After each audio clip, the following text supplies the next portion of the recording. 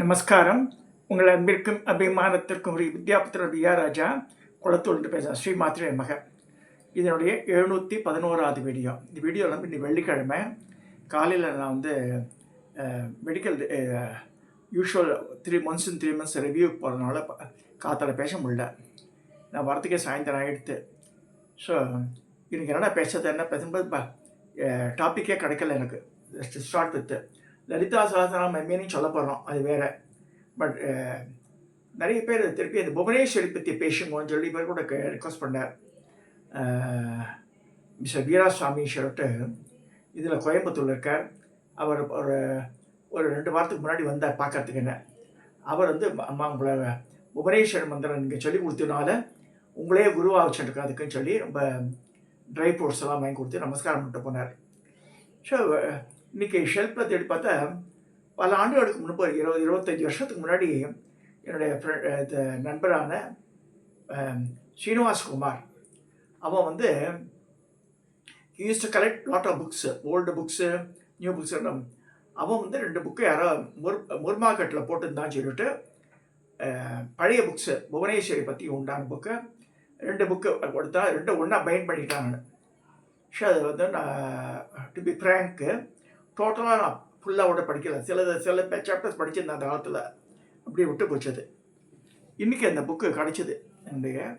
எங்கிட்ட தான் இருக்குது, கிடச்சிது. நான் புதிய ஆராய்ச்சியை ஒன்றும் பண்ணல. புக் ஷெல்ஃபில் இருக்குது, கண்ணில் தம்பிட்டு பிரித்து பார்த்தா அது இருந்தது. சரி, நீ வெள்ளிக்கிழமையாக இருக்குது, அம்பாள் ஆகினியாக சொல்கிறேன், பேசலான்னு சொல்லிட்டு புவனேஸ்வரி பற்றி பேசலான்னு சொல்லிட்டு அது எடுத்துகிட்டு இருக்கேன். அந்த புஸ்தகம் இந்த படம் தான். அது என்னடா லதான்ற ஒரு ஆர்டிஸ்ட் போட்ட இந்த படம். அது ரொம்ப அருமையாக போட்டிருக்காது. இது வந்து புதுக்கோட்டை புவனேஸ்வரி தான். அது இந்த புவனேஸ்வரின்ற தேவத்தை தமிழ்நாட்டில் கிட்டத்தட்ட சாந்தானந்த சுவாமிகளாலேயும் புவனேஸ்வரி சுவாமிகள் திறந்தார் இங்கே ட்ரிப்ளிகனில். இப்போ இவர் புத்தி அடைஞ்சிட்டார். இவர் பையன் பரத்வாஜ சுவாமிகள் தான் பண்ணிட்டு இருக்கார் இங்கே கள்ளிக்குப்பத்தில், அம்பத்தூரில். இவரை நன்கு தெரியும். ஒரு 2-3 வெக்கேஷன் நான் பார்த்துருக்கேன். என்கிட்ட பேசியிருக்கேன். தெலுங்கு பிராமணாவை, ரொம்ப பெரிய ஞானி. இவரை பற்றி சில வார்த்தைகளை சொல்ல விரும்புகிறேன் நான். அதாவது இவருடைய எப்பேற்பட்ட தீர்க்க, என்னுடைய ஃப்ரெண்டு ஆஃபீஸில் ஒருத்தர் ஒர்க் பண்ணியிருந்தார், சேஷசாயின் பேர். அவள் ரிலேஷன், அவள் சிஸ்டர்ஸ். அது இங்கே வைரத்தோட காணும்னு சொல்லிட்டு அதில் தேடி இருக்கார். நம்ம திரும்பி உடனடியாக வந்து இவர்கிட்ட வந்து கேட்டிருக்கேன். அவங்க யோசனை பண்ணி சொல்லியிருக்கேன், மாதிரி உங்கள் ஆத்துக்கா ஷர்ட் பேக்கெட்டில் இருக்குது. ஸோ ஏதோ அவசர தேவைக்காக இதை பண்ணியிருக்காரு. ஸோ பேக்கெட்டில் போய் பாருன்ட்ருக்கேன். அதை பார்த்தா பேக்கெட்டில் இருந்தது. ஸோ எடுத்து ஒரு பெரிய ஆற்றுலேயே இருக்குது, அதனால் பிரச்சனை இல்லைன்னு சொல்லிட்டு விட்டுட்டாரு. எதுக்கு சொல்லுவேன்னா அந்த அளவுக்கு தீர்க்க தரிசனத்தை உண்டு. இங்கே பெரம்பூரில் வந்து காயத்ரி ஹோமம் பண்ணார் பீரஸ் தியேட்டர்கிட்ட பெரம்பூரில். அந்த ஒரு பெரிய இங்கே பண்ணார். அது ஒரு பெரிய நியூ பில்டிங்கு, பேங்க்கெல்லாம் இருந்ததில் அது கீழே பண்ணார். அந்த நேரத்துக்கு நான் போயிருந்தேன் பெரம்பூருக்கு. நான் போயிட்டு வரும்போது பார்த்தா அந்த ஒரே கோலாகலமாக இருக்குன்னு சொல்லிட்டு உள்ளே நுழைஞ்சி பார்த்த உடனே மாதிரி இப்போ ஆஸ்கிங் சம் கொஸ்டின்ஸு. தேவாரத்தை பற்றியாக கேட்டாங்க. யார் பாடின தேவாரம்னு. எல்லாம் வந்து அந்த அப்பர் சுந்தரர், இவன் திருஞான சம்பந்தன். ஆக்சுவலாக இந்த தேவாரம் பாடியது வந்து அப்பர் பெருமான் தான். மிச்சவாள்லாம் பாடி திருத்தொன்ற தொகை தான் பேர், மிச்சவா பாடிந்தெல்லாம். ஸோ தேவார பதியங்கள்னால அப்பரால் எழுதப்பட்டதுன்னு சொல்லிட்டு சொன்னேன் நான். டக்குன்னு ஒரு புக்கை கிஃப்டாக தூக்கி போட்டார் மேலே. சரி சொல்லிட்டு வாங்கிட்டேன். மா இன்றைக்கு வச்சாவை ட்ரிப்ளிகன்ட்ரா அப்படின்னு கூப்பிட்டாருந்தேன். நான் போகல நான். அதுக்கப்புறம் கள்ளிக்குப்பத்தில் போயிருக்கும்போது அவர் உள்ளே இருக்கார், நான் வெளியில் இருக்கேன். நான் வந்து மந்திரங்கள்லாம் தெரிஞ்சவனும் ஒரு குருவாக எடுத்துக்கணும்னு சொல்லிட்டு போயிருந்தேன். நான் சொல்கிறது ஒரு around 30 years back, 35 years back this happened. அப்போ தான் வந்து பரத்வாஜ சுவாமிகள் தான் வந்து வெளியில் வந்து பேசினாருங்கிட்ட. அந்த நேரத்தில் அம்பாள் இன்ஸ்ட்ரக்ஷன் கொடுத்தா, this is not the place for you, நீ கிளம்பு இங்கேருந்துட்டா. அவள் லோக்கல் ரான்ற அம்பாள் உள்ளே போக வேணான்ட்டா. என்ன காரணம் தெரியுன்னு சொல்லிட்டு நான் வெளியில் வந்துட்டேன். So I went home. Then again இத்தனை மந்த்ஸ் டைம் கொரட்டூர் அம்மாவோட அறிமுகம் ஆகி அம்பாளை சொன்னேன், உனக்கு பெண்மணி தான் வந்து அம்மா ஸ்தானத்தில் வந்து குருவாக போகிறா அப்படின்னு எனக்கு சொல்லிட்டா. சரி, அது மாதிரி நடந்தது. பட் அதுக்காக நம்ம வந்து இவாளை வந்து தப்பாக இடப்பட முடியாது. பெரிய ஞானி இவர். இங்கே வந்து திருவிக்கா நகரில் கோமதி அம்மன் கோவில் இருக்குது. அவளுக்கு தெலுங்கு பிராமணன் தான். அவர் வந்து சாதாரண மனிதர். ஒரு கம்பல் ஒர்க் பண்ணியிருந்தவர். அவர்கிட்ட விநாயகர் பேசுவார் ஆக்சுவலாக. ஸோ நிறைய விஷயங்கள் சொல்லியிருக்காரு எனக்கு. அவர் வந்து பெரம்பூர் ஐயப்பன் கோவில் அமைய காரணமாக இருந்து ஒரு இது லட்சாவர்த்தி ஹோமம் பண்ணார். அப்போ அந்த நிறைய குண்டங்களில் ஒரு குண்டத்துக்கு 4 பேருக்கு வந்து ஹோமம் பண்ணோம். அதில் 1வது person I was selected in those days. So அதுக்கு போயிருந்தேன் பெரம்பூருக்கு. இதெல்லாம் எதுக்கு சொல்ல வரேன்னா, ஏதோ ஒரு காரியங்கள் ஒவ்வொரு மூலமாக நடக்கிறது. ஸோ அது அப்பேற்பட்ட மகான் இவர் மூலமாக தான் எனக்கு புவனேஸ்வரின்ற தேவத்தை எனக்கு அறிமுகமானது இவர் மூலமாக தான். ஆனால் அவர் வந்து உபாசித்த தேவதை வந்து ராஜராஜேஸ்வரி தான். மந்திரபூர்வமாக புவனேஸ்வரி தான் சொல்லுவாள். இது புவனேஸ்வர கணபதின்னு சொல்கிறார் அவரோட புக்கில். இது வந்து புவனேஸ்வர கணபதி, சக்தி கணபதி தான் அது.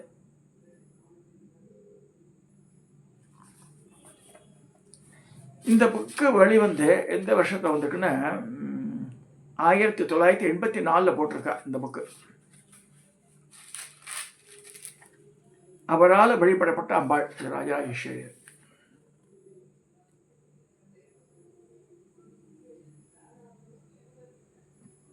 ரத்ன கடசன மாதிரி ஒரு வெள்ளி சம்பதிக்கு கால அடியில் வச்சிருக்காரு பாருங்க.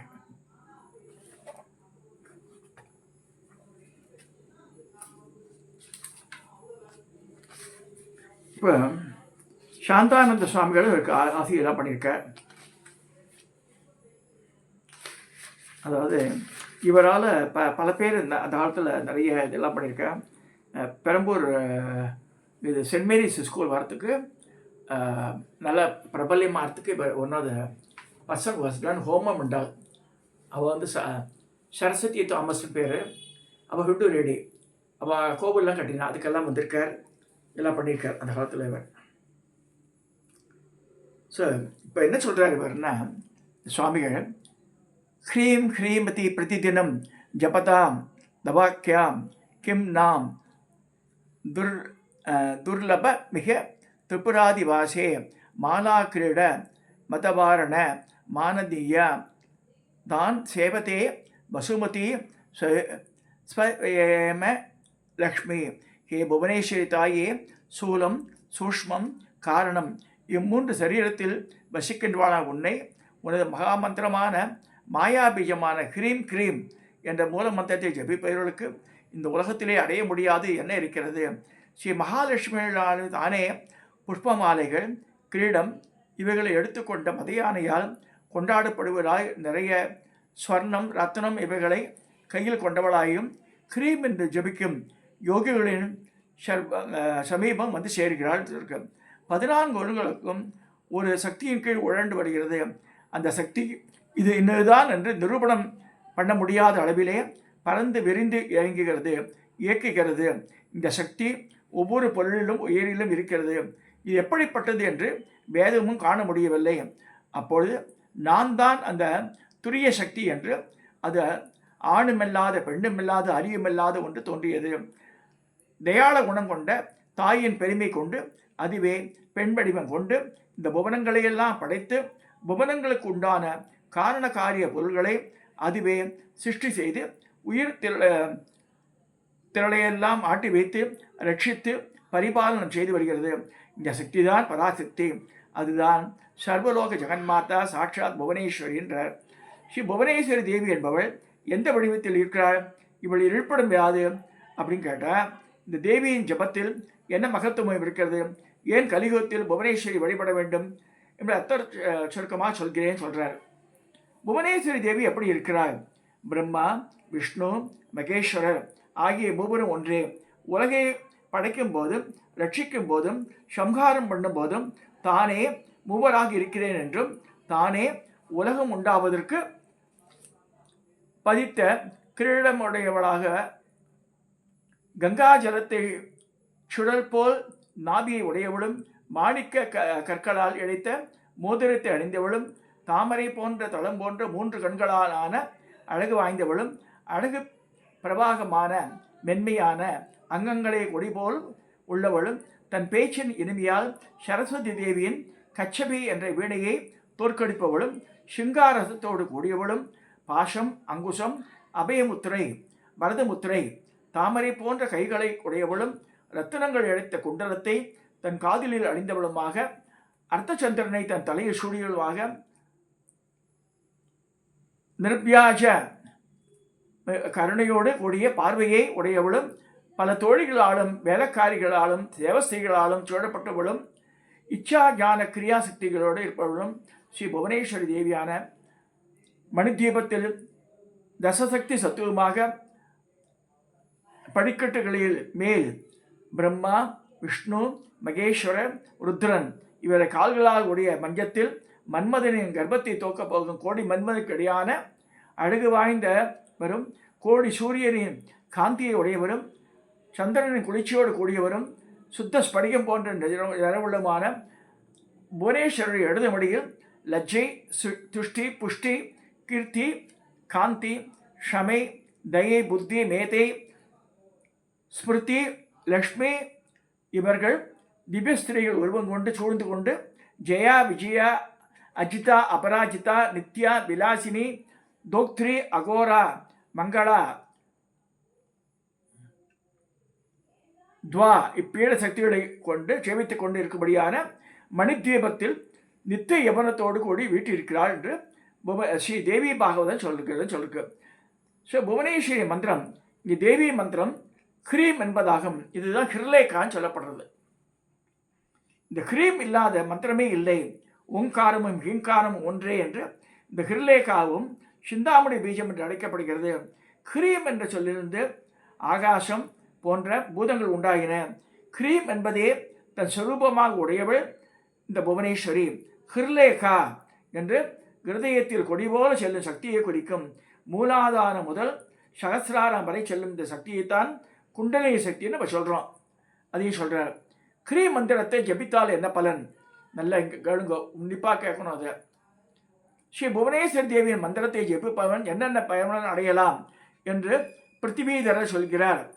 சித்த பிரசித்த தேஜஸ்வி தியாகி யோகி ஜிதேந்திரியே சர்வஜா சுபக ஸ்ரீமான் நிராதி பிரியதர்ஷன சௌராதி ஷாள வேதாள குக்கிய யந்திர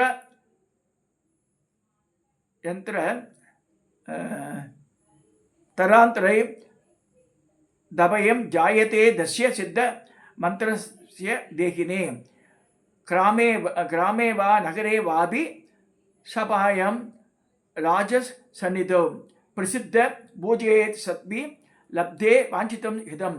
புவனேஸ்வரி மந்திரத்தை ஜபிப்பவனும் புவனேஸ்வரியின் ஆராதனை செய்பவனும் சித்த புருஷனாகவும் உலகில் புகழ்பெற்று விளங்குவனாகவும் மகா தேஜஸ்வியாகவும் தியாகத்தை செய்கின்றவனாகவும் யோகத்தின் பயனாக சக்தி வாய்ந்தவனாகவும் இந்திரியத்தை ஜெயித்தால் முக்காலம் அறிந்தவனாகவும் பாக்கியனாகவும் ஸ்ரீயை உடையவனாகவும் வியாதி இல்லாதவனாகவும் ஜீவகாரணி உடையவனாகவும் விளங்குவான்.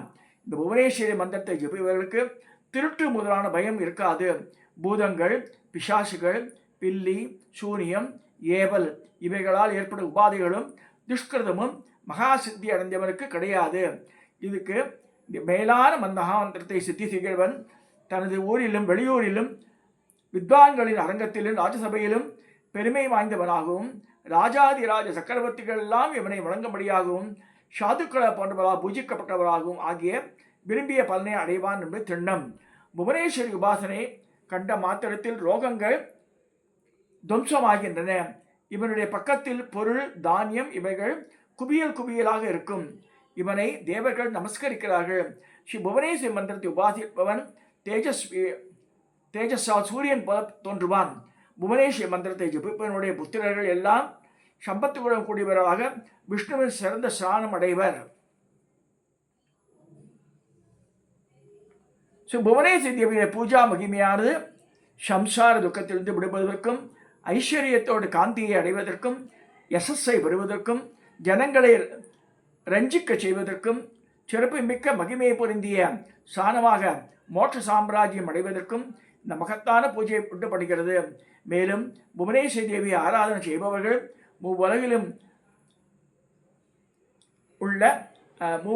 உள்ள ஆயுளையும் போகத்தையும் அளிக்கின்ற யமனுடைய தலையில் கால் வைத்து யோகமாகியாக சமுத்திரத்தில் அந்த சௌபாகியத்தோடு நீண்ட காலம் விளையாடுகிறார்கள்னு சொல்லிருக்கு. எந்த இதில் ஹோமம் பண்ணலான்னு கேட்டிருக்கா. அரசு, அத்தி, இச்சி, கல்லாலை, எள், வெண்கடுகு, பாயசம், ஆஜ்யம்னா நெய், இவைகளால் அஷ்ட திரவியங்களை கொண்டு புவனேஸ்வரியை மூலமந்திரம் கொண்டு ஹோமம் செய்வதுதான் நீச்ச தேவைகளுடைய உபாதைகளும் விஷஜ்வரம், பூதங்கள், யட்சர்கள், ராட்சசர்கள் இவர்களால் கஷ்டங்கள் மறையும். இவை நம் பக்கம் வராது. சாபத்தால் ஏற்படும் தோஷம் விளங்கும். திரிமருதத்தினால் ஹோமம் செய்தால் ஐஸ்வர்யமும், திலத்தினால் ஹோமம் செய்தால் ரோகம் நீக்கியும் சிறந்த கீர்த்தியும் அடையலாம். மந்திரங்களை சரியாக உச்சரிக்காததாலும் பயன் கிடைக்குமோ என்று சந்தேகப்படுமாலும் நமக்கு வாதரோகம், குஷ்டரோகம், சித்த பிரமை இதெல்லாம் போக்கவே மேற்கண்ட ஹோமங்கள் கூறப்பட்டதில்லை. புவனேஸ்வரி மந்திரம் ஜபித்து தன்னை யார் ஸ்நானம் செய்து கொள்வானோ அவனை எல்லா சௌபாகியம் அந்த கடத்தில் புவனேஸ்வரியை ஸ்தாபனம் பண்ணி அந்த மந்திரத்தை ஜபித்து ஹோமம் பண்ணி அந்த ஜலத்தினால் நமக்கு அபிஷேகம் பண்ணிட்டா எல்லா செல்வங்களும் அவனுக்கு சேரும்னு சொல்லியிருக்கு. புவனேஸ்வரி தேவியை உபாசித்தாலே உலகில் எல்லாவற்றையும் அடையலாம் என்பதும் எல்லா கஷ்டங்களிலும் உலகுக்காக சிறந்த வழியில் சொல்லியிருக்கிறது. புவனேஸ்வரி தேவியே முக்கியமாக இருக்கிறார். மானுட ரூபம் எடுத்த பின்பு மானுஷ சரீரம் உள்ள குருவை அடைந்ததாக வேண்டும். குரு பக்தி உள்ளவனுக்கு மந்திரம் எளிதில் சிந்திக்கிறது. நிஷ்காமிய பக்தி உள்ளவனுக்கு புவனேஸ்வரி சத்குருவை காண்பித்து விடுவார். மந்திரம், தேவதை, குரு இவை மூன்றும் ஒன்றுதான். புவனேஸ்வரி மந்திரத்தை குருவினுடைய உபதேசம் இல்லாமல் ஜபிக்கக்கூடாது. நல்ல சிறந்த குருவை அடைந்து தீட்சையை அடைய வேண்டும் அப்படின்னு சொல்லியிருக்கு. ஸோ இந்த மாதிரி புவனேஸ்வரி இருக்கு. புவனேஸ்வரிய யந்திரம் எப்படி இருக்குன்னு சொல்லியிருக்கு.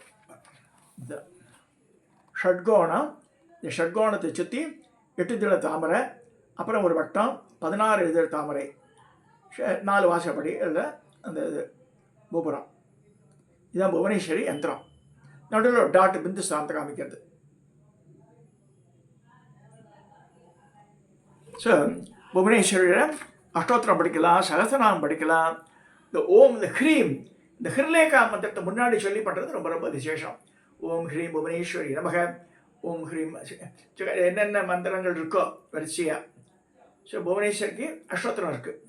ஸோ அந்த ஹ்ரீம்ன்ற பீஜத்தை சேஞ்ச் பண்ணுங்க, எல்லா விதமான நன்மைகளும் நீங்கள் பெறலாம். நித்தியப்படியே அந்த ஓம் ஸ்ரீம் ஹீம்ஸ்ரீ மந்திரத்தை சொல்லுங்க. பூமியில் உள்ள எல்லா செல்வங்களும் வீடு கட்ட முடியலாம், வீடு கட்டிக்கலாம். இந்த பூமியில் என்னென்னலாம் இருக்கோ நிலம் வாங்கினா நிலம் வாங்க முடியும். இதெல்லாம் அதாவது அக்ஷர லட்சம் ஒரு கணக்கு இருக்கு.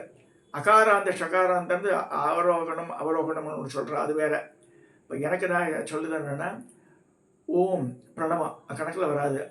ஸ்ரீம் ஹ்ரீம் ஸ்ரீம் 2 ஸ்ரீம் பீஜத்துக்கு கடையில் ஹ்ரீம் பீஜம். ஸோ 3 லட்சம் தடவை மினிமம் சொல்லிட்டால நமக்கு நினச்ச காரியம் நிறைவேறணும். அதாவது பூமியில் வீடு கட்டுறது, நிலம் வாங்கிறது, வேறு ஏதாவது நல்ல இது ஒரு பூமியில் கிடைக்கக்கூடிய எல்லா இதுவும் காரு இது தோட்டம் துறவு எல்லாம் வரணும்னா நீ சொல்லணும்னு சொல்லியிருக்கு. நீ சொல்லி எல்லாரும் பயனடைன்னு சொல்லி இந்த வெள்ளிக்கிழமையில சொல்லித்தரானது தயவுசெய்து ப்ராக்டிஸ் பண்ணுங்க. முன்னாடி நான் பேசியிருக்கேன் இதை பற்றி. இந்த புத்தகத்தில் இருக்கிறது நீ தான் படிச்சிருக்கிறானது. சரி, நமஸ்காரம். சப்ஸ்கிரைப் பண்ணுங்க, ஷேர் பண்ணுங்க, லைக் பண்ணுங்க.